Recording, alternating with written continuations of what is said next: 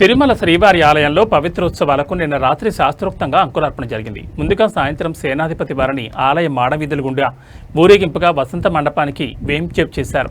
అనంతరం మత్స్యంగ్రహణం ఆస్థానం నిర్వహించారు. ఆ తర్వాత ఆలయంలోని పవిత్ర మండపంలో అంకురార్పణ వైదిక కార్యక్రమాలు చేపట్టారు. ఈ కార్యక్రమంలో టీటీడీ అదనపు ఈవో సిహెచ్ వెంకయ్య చౌదరి పాల్గొన్నారు.